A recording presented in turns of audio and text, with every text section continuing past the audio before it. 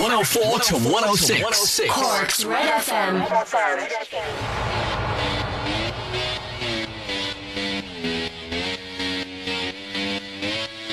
9 months on from their 2009 All-Ireland final defeat to Kerry, Cork returned to Championship football, and again it was the Kingdom who stood in their way.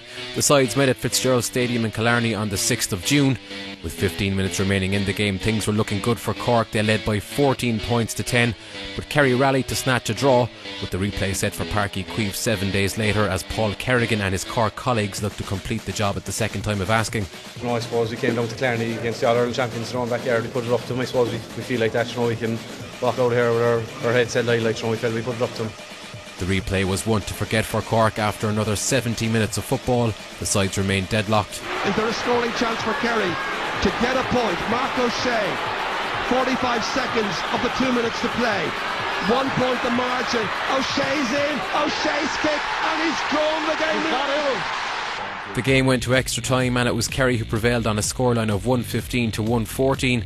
But the match was overshadowed by a controversial red card shown to Rebel skipper Graham Canty by referee Pat McEnany, as well as an incident involving Paul Galvin and Owen Cadigan, which resulted in Galvin being given an 8-week ban.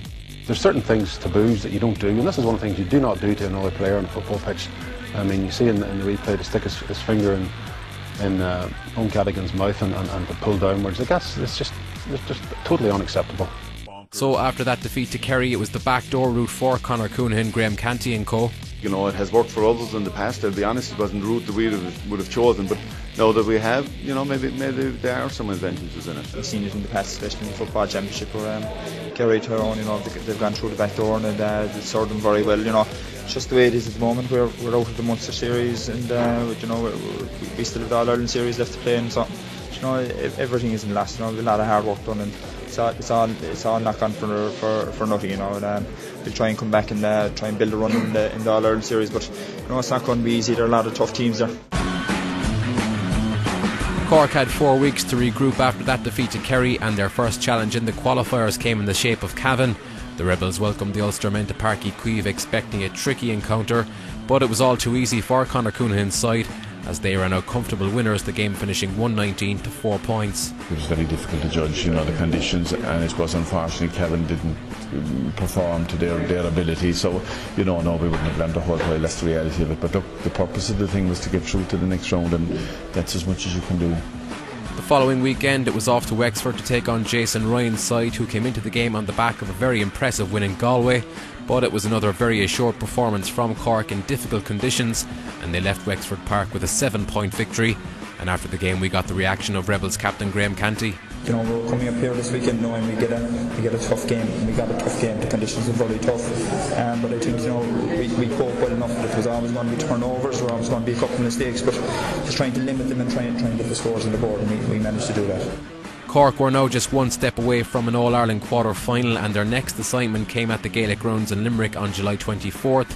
With 5 minutes remaining, Cork looked to be coasting with a 5-point lead, but Limerick struck a goal and 2 points in the closing minutes to force extra time. However, Cork managed to get the job done eventually, winning the game on a scoreline of 16 points to 111, much to the relief of Conor Coonahan and Pearse O'Neill. We've played them the last few years, and if we were anyway naive coming up here, it was stupid. Like, we weren't one bit naive. We knew what we were in for, and we're absolutely delighted going back. I would have taken anything out of here. We've got to win. Extra time doesn't matter. We're delighted. 4 or 5 points up, look to have the thing shut out, and maybe missed a few other opportunities that we should have got.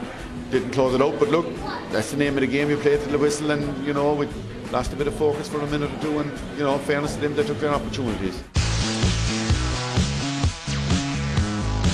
Cork were now back at Croke Park, and they were drawn against Connacht champions Roscommon in the quarter-finals. The Rebels were red-hot favourites, and although it was a largely unconvincing display, they finished strongly to win by 9 points, but the performance didn't impress many, Dinny Allen included. That's our fourth match now in the last 4 weeks, and we still haven't shown signs of we're getting closer to the All-Ireland and winning it, but we're not showing signs of it by our performances, you know. But it's just it's hopefully like that maybe the last kind of quarter of an hour or so today that we showed signs of that. Like, but you know, it's time to come out of the shadows now and start producing a kind of an All-Ireland kind of form at this stage, you know.